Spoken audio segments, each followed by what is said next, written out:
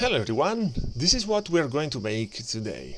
There is a bullet that is about to hit this glass. The scene is ultra slow motion. Don't consider this noise here. It's just because of the viewport preview that is loading the samples, so I didn't make a render for real, but look at that. So at first impression, this kind of simulation might look pretty obvious. You're probably thinking, okay, what's special about this? Let me tell you in a moment. Look at that. First of all, this is the final effect. Ultra slow motion bullet hitting the glass. And I'm showing you from the front. So, bullet is incoming, hitting the glass, pieces going everywhere. The special thing about this is the type of revealing of the destroyed glass. Look at that. What is happening is that you can see a circular kind of shock wave after the impact that is revealing all the cracks. And this is what happens in reality. Look at that. I don't know if you can see it, but there is like a circular mask expanding. I'm gonna stop and show you frame by frame. Look at that. Like the bullet is incoming, impact.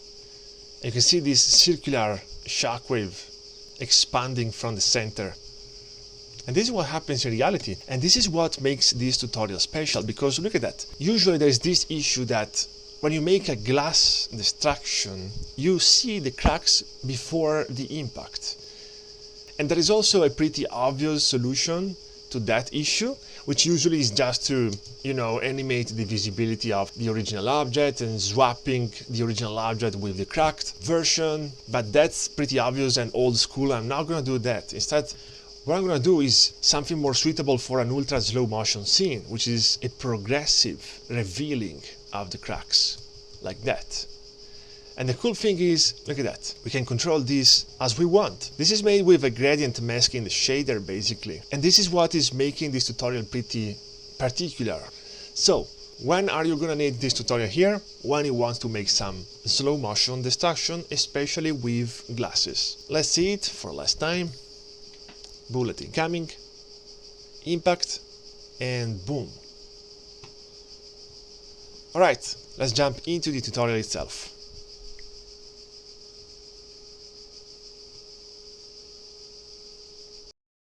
Alright, I'm gonna start with a cube like this, ensuring that it has a decent thickness, like that. You cannot work with a flat plane, just be aware of that, have some thickness, alright? I'm going to rename this object already, I'm going to call it glass. And I'm going to ensure that this is 7 meters long, for the longest side. So look at that, if you press N, with this object selected, you can check the dimensions here. I want to scale it down until we get 7 meters for the longest side.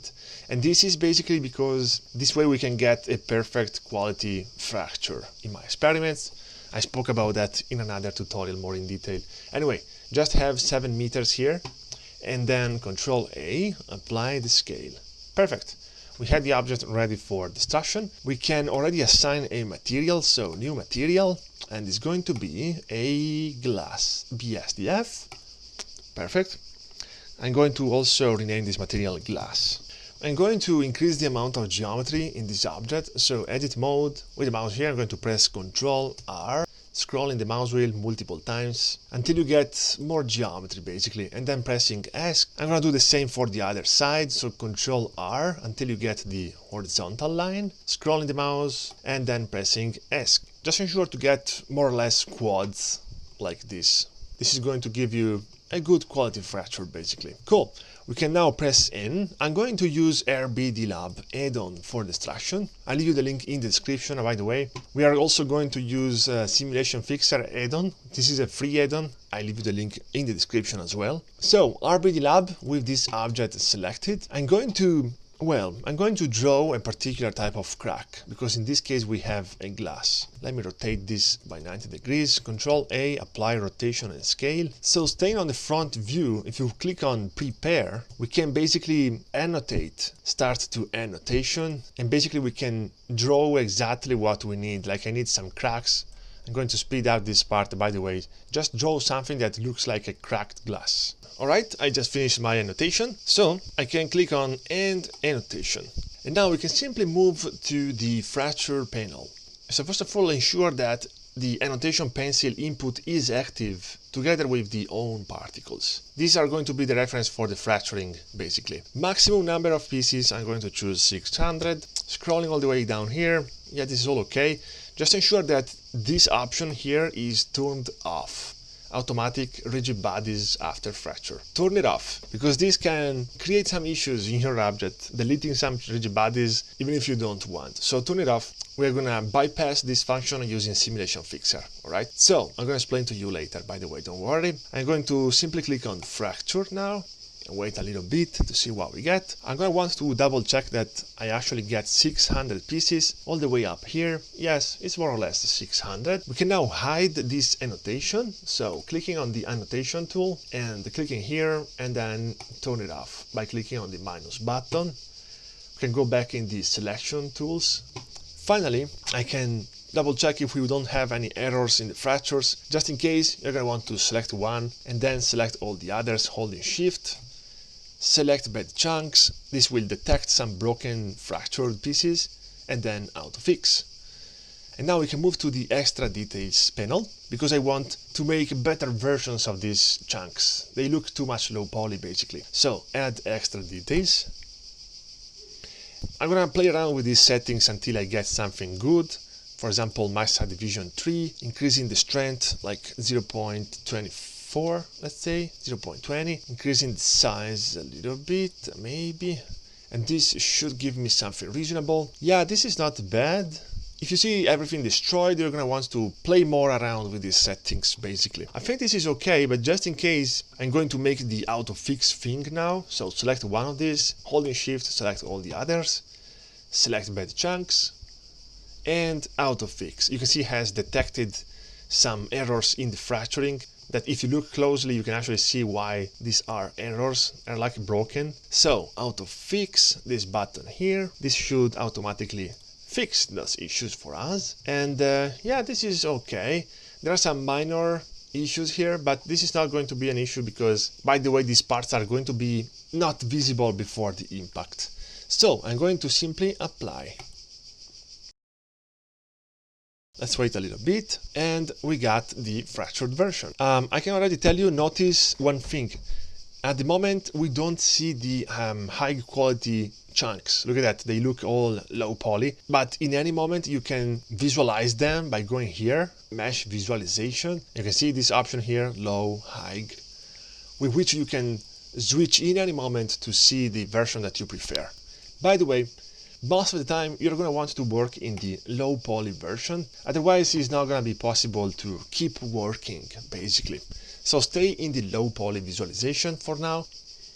I'm going to collapse this panel. So now in this part here, before activating the physics, I want to use Simulation Fixer, my free add-on that you can get from my Patreon, to basically clean up this geometry and prepare them for physics, preventing any issues.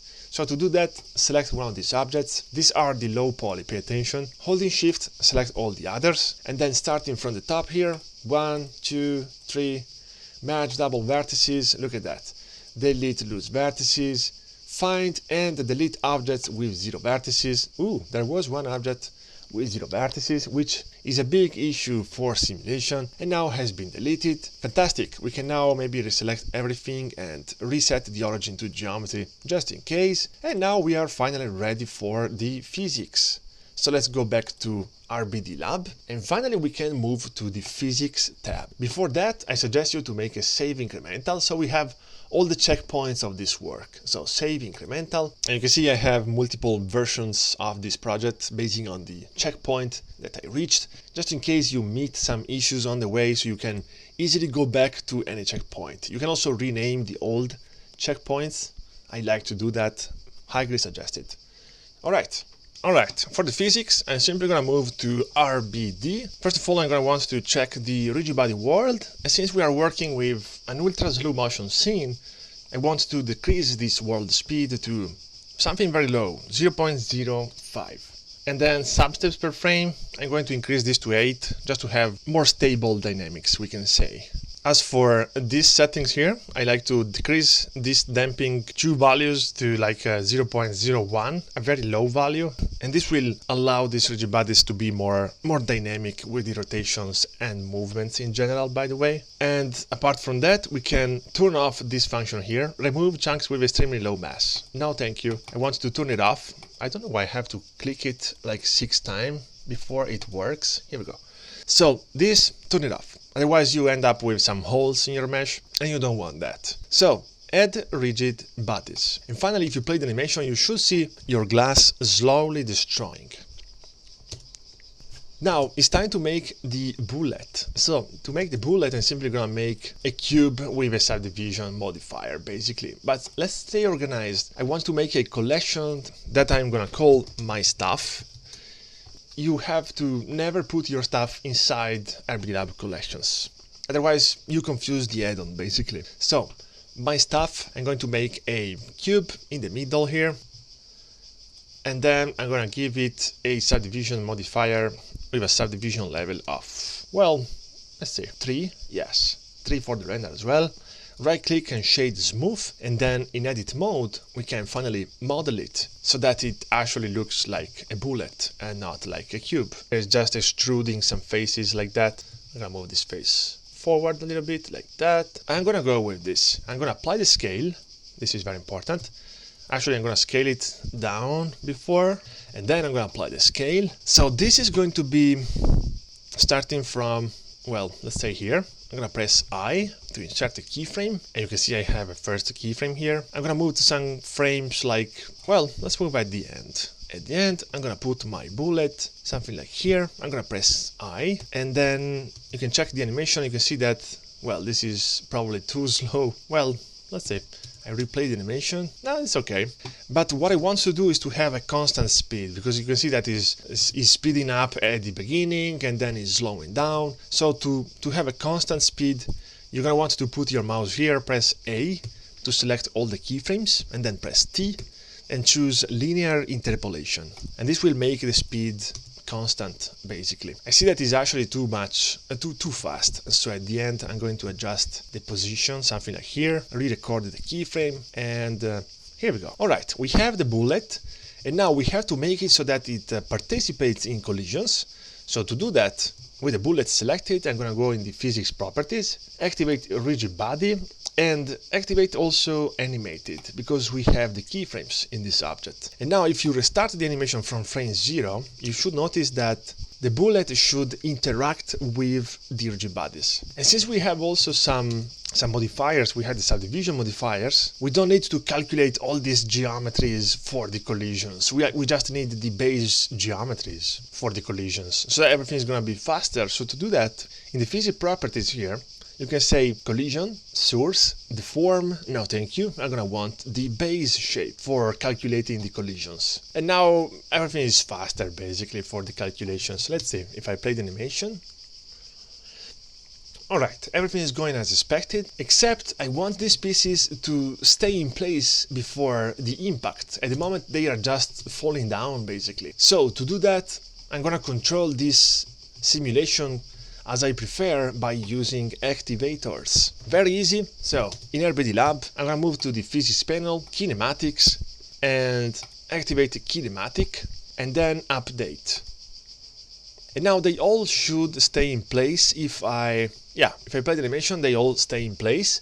They still don't participate in collision because we have to make some activators. But first of all, let me do something else. I want to set the external parts as rigid body passive, because I don't want these external parts to fall down. I want them to stay in place.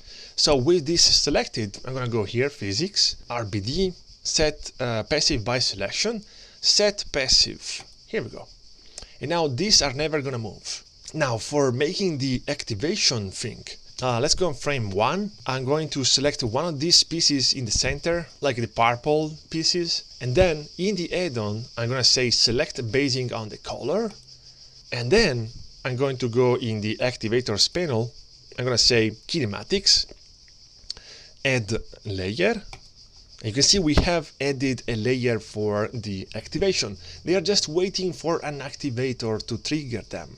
So let's actually create this activator. So add activator.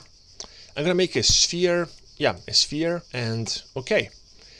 So first of all, we're gonna want to animate this sphere so that it basically expands like this. But first of all, let's ensure that it's in the place that you expect, like in the center, in the perfect center of the glass, like here. Perfect. So let's say on frame, which frame is supposed to be the impact? Let's see.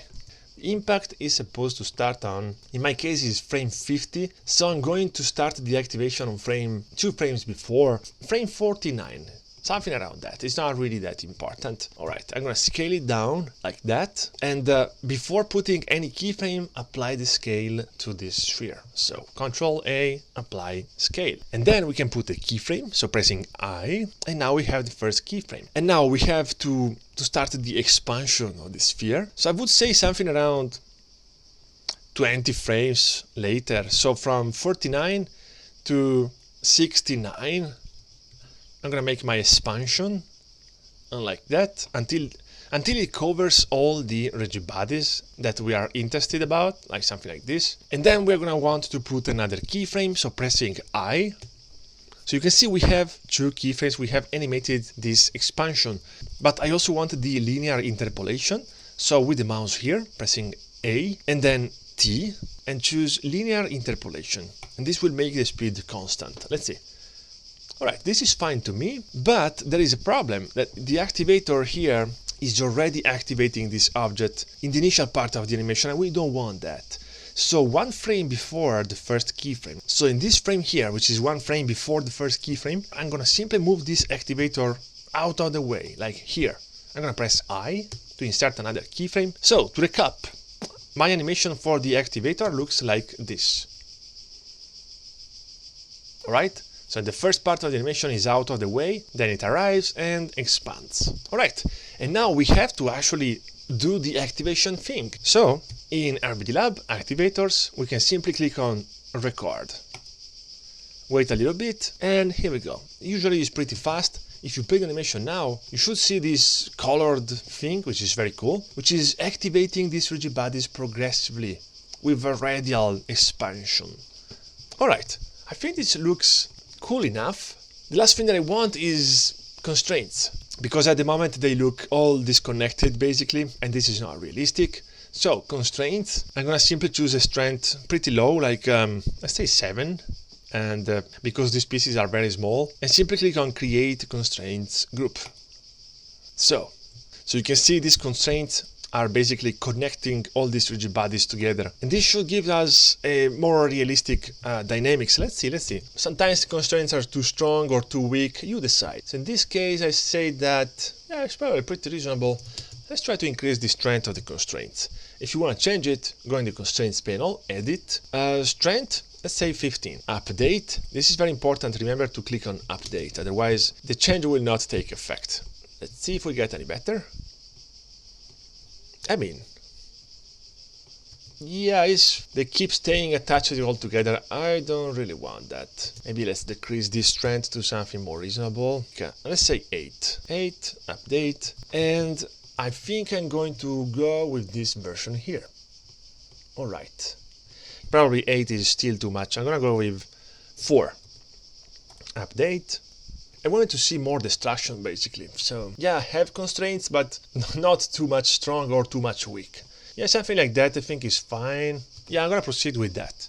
Once you are happy about your dynamics, we have to bake the physics. So let's go here in RBD Lab, bake, and bake all dynamics.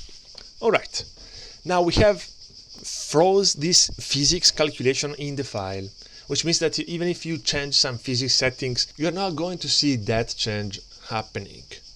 So if you want to change some settings after the bake, you have to first delete the bake, then make your adjustment in the physics, and then rebake the physics. Alright? Baking the physics is basically for speeding up Blender. Alright, the bake is done, we can proceed to the next part. Alright, so I have my physics baked that at the moment look like this. Yeah, everything is fine. Pieces falling down. Now we have to make the masking thing. So just to recap, what are we doing and why? Look at that. If I go in render preview, maybe put in some lights like this. Yeah, maybe something darker. You can see better the glass. You can see that the problem is that we see the cracks already before the destruction happens. Look at that. If I play the animation, the glass is already destroyed and we don't want that. So that's why I'm gonna make a progressive radial expansion. And by the way, there is an issue here. Oh yeah, it's the activator that is projecting the shadow. We can, yeah, from the RBD Lab add-on under activators, we can set the activators invisible from here so that they don't disturb us anymore. And look at that. Yes, now we can go on working properly.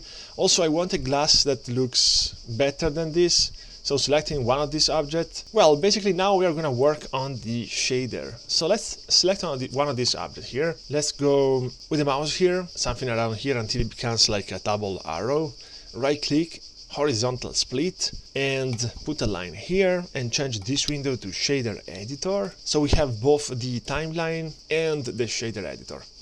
So first of all, at the moment, this material is, well, what we have here, look at that, material, okay, we have two materials, one for the external part, which is the glass shader, and one shader for the inner faces, which is at the moment something like concrete. We don't need that. So let's adjust first of all this type of material. So with the glass inner material selected, first of all, I'm going to delete all these nodes here. I'm going to copy paste the nodes instead from here, from the glass material. I'm going to take this material here, right click and copy, and paste it in the inner material here. So Control V, connect it in here. And actually I want a lower roughness. I'm going to set the roughness to something very low, 0.05. I'm going to do the same for the glass shader, which is for the external faces. So roughness 0.05 again. And finally I can see some reflection, something that can look like actually a glass. Now there still is that issue that we see the cracks before the impact. And by the way, I'm working in render preview right now, not in material preview. In material preview, this is using Eevee, which adds additional issues to this tutorial. I don't want to face Eevee. I'm gonna stay in render preview with cycles, all right? Do the same, otherwise the process is going to be different for you. So let's say if I select one of these objects here, let's stay in the material panel here. So we're gonna have to make the shader setup for one of these two materials and then basically copy paste it in the other material. Yeah, I'm gonna do this. I'm gonna stay in the glass material, which is for the external faces, so we can see better what is going on. And at the moment we just have the glass BSDF, but I want to combine this with a transparent BSDF. I also want a mix shader node. So I'm going to put the mix shader node here, connect the transparent here. And we also need a factor, so Shift A and search for gradient texture, which is going to be our mask basically. So gradient texture, and change it to quadratic sphere, so that basically we have that radial shockwave. We can connect the color into the factor.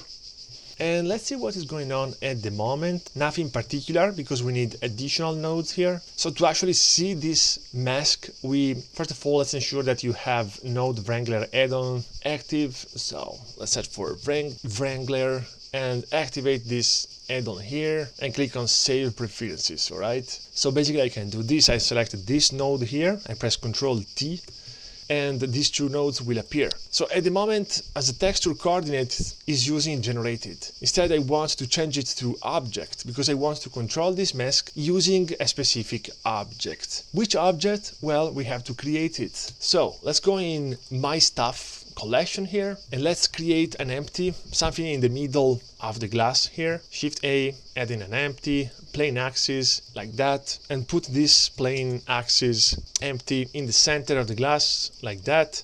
Maybe I'm gonna change the look of this empty to something else, because this is not really visible. So if you go here and change the display as, we can choose a sphere, which is suitable for our scenario. And let's ensure that is exactly in the center of the bullet and in the center of the glass as well. Yeah, this is fine. And now in the shader of the glass, so if you select one of these glass pieces, go in the shader, well, maybe in the shader of the glass material, and you can say as an object for the texture coordinates, you're going to use my empty. And now what is happening is that, look at that, if I select the empty from here, you can see that something is happening. We have a mask. At the moment it's not doing 100% what we expect, but you can perceive that it's starting to do something. So the problem is that at the moment is affecting only the external faces, not the internal faces of the cracks. And that's because basically we have to copy paste these nodes in the other material. But I'm going to do that later. First of all, I want to adjust these nodes a little bit better. So selecting one of these pieces, going in the glass shader, and what I'm going to do, let's see, if I scale this mask, if you take these three scale values all together, hold shift and drop it something very low like 0.2. We can also add a color ramp to control the contrast of this mask, something around here. We can change the interpolation to B-spline this time, so we have a smoother transition, and we can play around with this color ramp until you like it. Basically, let's see what is happening right now. So the transparent part at the moment is inside, I guess. The transparent part, I mean the invisible part. I guess I want the opposite. So to invert it, let's go back in the material with the weird nodes. So to invert it, we simply have to swap these two cursors here. So take the black, for example, and put it here, like that. This should be fine. I'm gonna fine tune it a little bit until I like the transition. All right. This is, I think, is reasonable, and let's play around with the scale of this empty. Yeah, this is what is going to happen. Look at that. It's going to expand. We are controlling the mask with this empty. And actually, let's rename this empty mask coordinates. And if you want, you can match. If you go here, you can match the visual size of this empty, so that basically it's matching the mask. You can scale it, and you can see what it's doing is what I was telling to you before, basically. And now we can finally copy paste these nodes in the other material. So the smartest way to do that is not actually copy paste, but to create a node group. So we can basically control these nodes in one click for multiple objects, rather than having to swap between all objects every time I want an adjustment. So to do that, select this object here, for example, go in the material of the glass. I'm going to want to select all of these 4 nodes here, only these 4 nodes. I'm going to press Ctrl G, and this will make a group. Look at that, we are inside the group now. If you press on the keyboard Tab, you basically close the group, we can say. Whenever you want to see again your nodes, you select this group and you can press Tab on the keyboard, and you are already inside the group, right? So we have the group, and finally we can recall this group in all the materials that we want, which are going to be multiple. For example, right click, copy. I'm going to go in the material of the glass inner material. I'm going to Ctrl V to paste it. Here we go. We are using the same node in 2 materials. In fact, you can see that it is also saying to you that this node group is used by 2 materials at the moment. So let's rebuild the shader as before, as you wanted. So transparent, it's going to be down here. Combine these 2 together, and we can plug this into the factor. And now we should have completed the mask. Look at that. All right, so this is for the broken pieces, but where is the original glass? Well, we also have to do something in the material of the original glass. Let's find this original glass, first of all, in the RBD Lab Originals collection. Here we go. There is this invisible object that is called glass. Make it visible for both the render and for the viewport. And now you can see that is actually visible for all these icons, for the viewport, for the render, but I actually don't see it. In the viewport I am in render preview, but I don't see it. I see it only in solid view. You can see that it's there is this Z-Fight glitch, which means that this glass is actually here, but in render preview is actually not there. And the reasons are actually 2. So the first reason is because of the shader. So this glass is using the same shader of the broken pieces, which means that the mask is masking also this glass. We need the opposite mask. So to do that, first of all, with this glass object selected in the material panel, I'm going to click on this number, which is extremely high at the moment, which is saying to you that this material is shared between 1000 objects. Instead, if you click on this number, you make it unique. Look at that.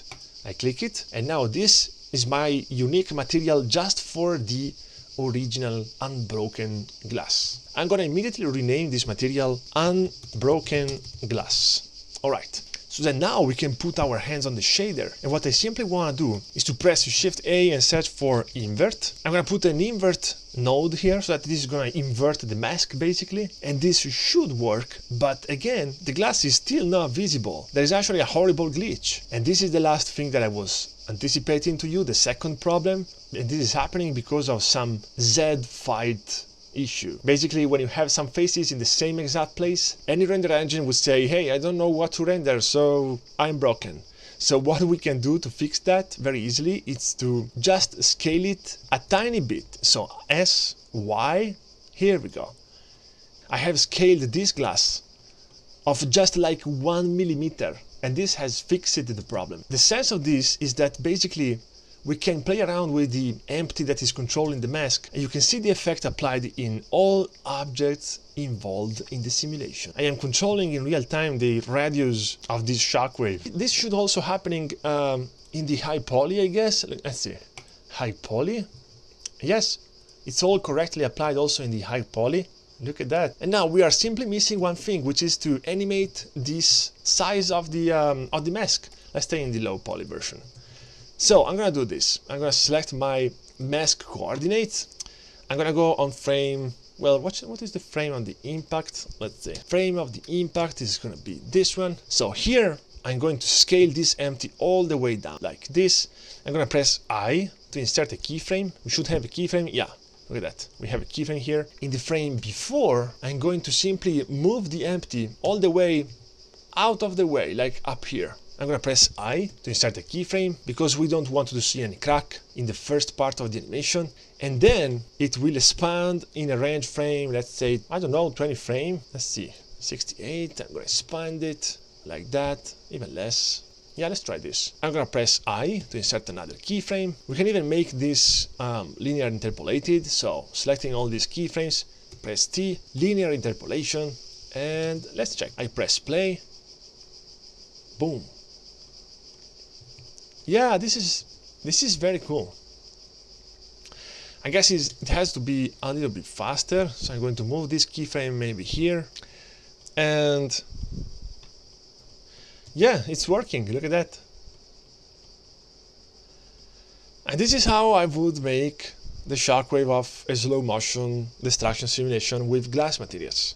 Yeah, there is a last note that I can leave you. I'm not gonna do that, just to don't make this tutorial over complicated, but if you don't like the perfectly circular shape, if you want to break this circular shape in something more irregular, you can actually play around with the mask, multiplying the mask with a noise texture, stuff like that, or subtracting a noise texture, but you can experiment with that. I'm not gonna do that so that you don't get confused. By the way, yeah, that's it. That's how I would do this type of things in Blender. Let's see how it looks in Solid View. Yeah, in Solid View it should look like a total mess like this because we have multiple objects sitting in the same place. This is Z fight, as I mentioned before. Anyway, thanks for watching, guys. I'll see you next time. Bye bye.